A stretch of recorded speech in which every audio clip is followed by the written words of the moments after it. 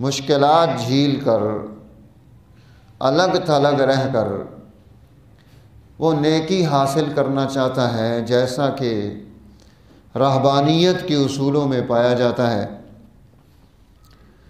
ایک طریقہ یہ ہے، یہ مشکل ہے، اور ایک طریقہ یہ تھا کہ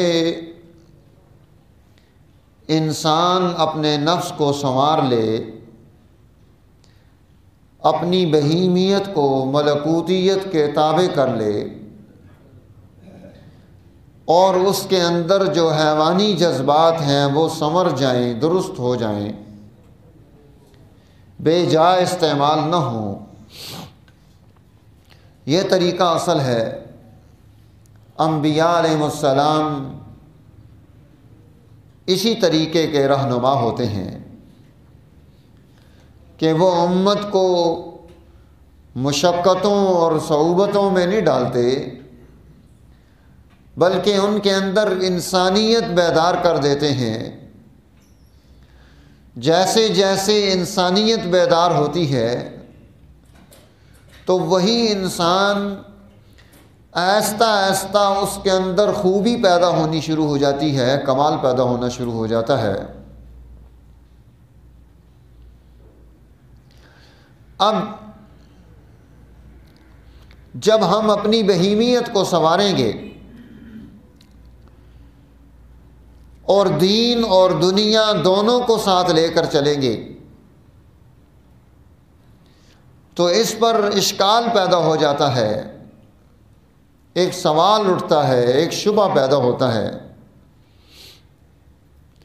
کہ یہ ممکن کیسے ہوگا کہ دین اور دنیا اکٹھے چلیں؟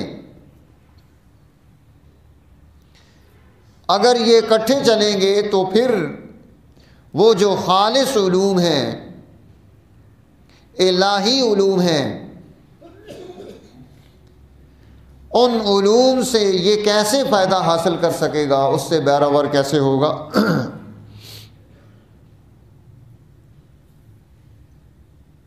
کیوں کہ بہت ساری چیزیں وہ روحانی ہیں، وہ غیر مادی ہیں، اور یہ دنیا مادی چیز ہے۔ اگر وہ اس کی طرف التفات کرتا ہے تو پھر وہ آگے کی طرف نہیں بڑھ سکتا۔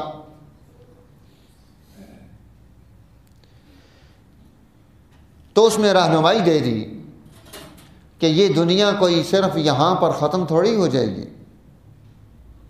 کہ مر گئے، مٹ گئے، ختم ہو گئے، اس کے بعد کچھ نہیں ہے۔ اس کے بعد بھی زندگی ہے،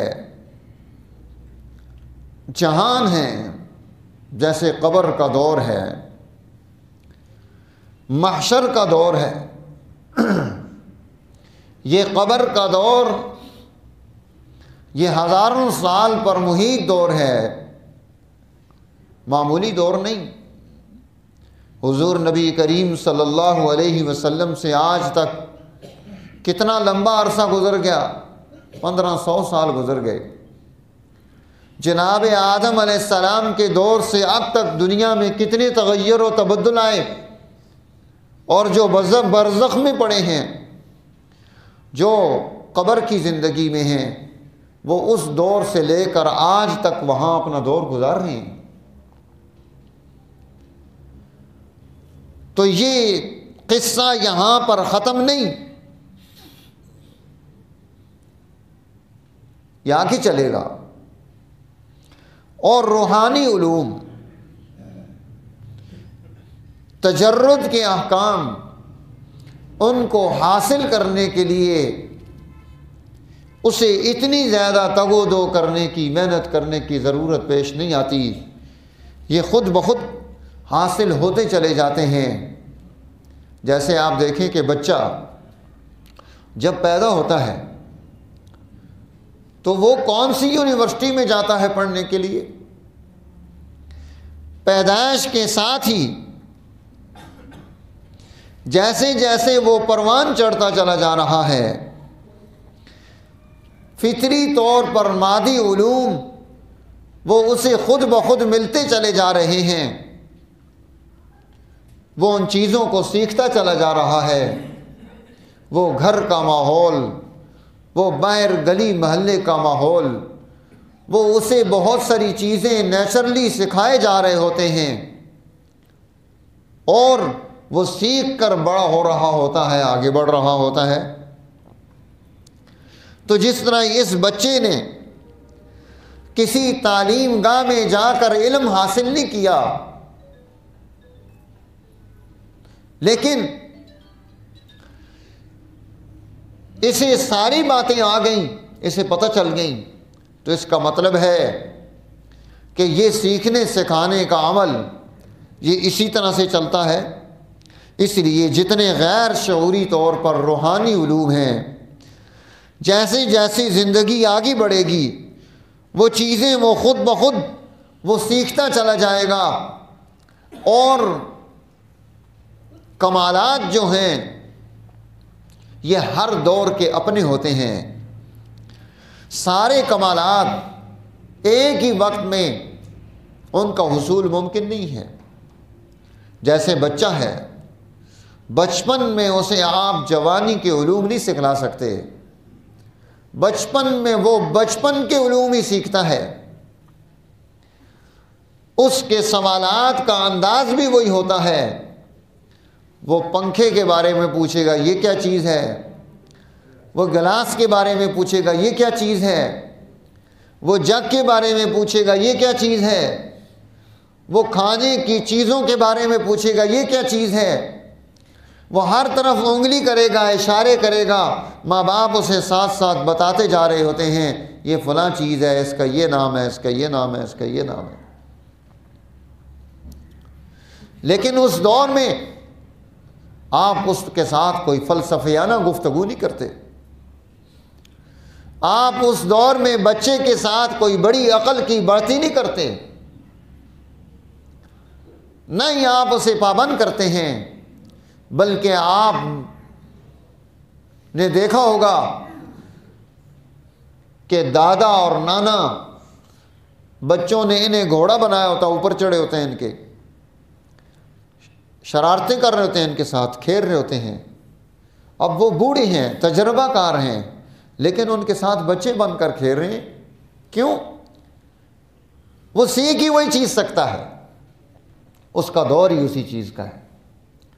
لیکن جیسے جیسے وہ بچہ بڑا ہوتا ہے، علوم کی طرف آتا ہے، اس کے سوالات کے انداز بدل جاتے ہیں، اور اگر کوئی وہ اس طرح کا کوئی سوال کر دے جو بچگانہ ہو تو بڑے اسے رہنمائی دیتے ہیں کہ آپ کے شایان شان یہ سوال نہیں، آپ کو ایسے سوال کرنا چاہیے تھا، یہ بات اس انداز سے آپ کو سمجھنی چاہیے تھی۔ تو گویا انسان ہر دور کے کمالات اسی دور میں حاصل کرے گا، ابھی نہیں حاصل کر سکتا۔ جیسے حدیث مبارکہ میں آتا ہے، حضور نبی کریم صلی اللہ علیہ وسلم نے ارشاد فرمایا کہ قیامت کے دن اللہ کی بارگاہ میں جب مجھے سارے انبیاء اور ساری امتیں آ کر مجبور کریں گی کہ حساب کتاب شروع ہو جائے، تو میں اللہ کی بارگاہ میں جا کر سجدہ ریز ہو جاؤں گا، اور اللہ تعالیٰ اس وقت مجھے القاء کرے گا کہ میں اس کے کس اسم کے ساتھ اس کی تعریف کروں۔ وہ اس وقت القاء ہوگا کہ میرے محبوب اب میرے اس اسم کے ساتھ اب میری تعریف کرو۔ تو جس دور کی جو ضرورت ہوتی ہے اسی دور میں اس ضرورت کا پہنچنا، جس کمال کی ضرورت ہوتی ہے اس کمال کا حاصل کرنا، یہ بھی ایک مستقل عمل ہے۔ یہ نہیں ہو سکتا کہ وقت سے پہلے اور وہ دور آنے سے پہلے ہم کوئی چیز سیکھ لیں یا اپنے اندر وہ کمال پیدا کر لیں جو اس دور میں ہمیں ضرورت آئے گی اس کی۔ اب امام شاہ ولی اللہ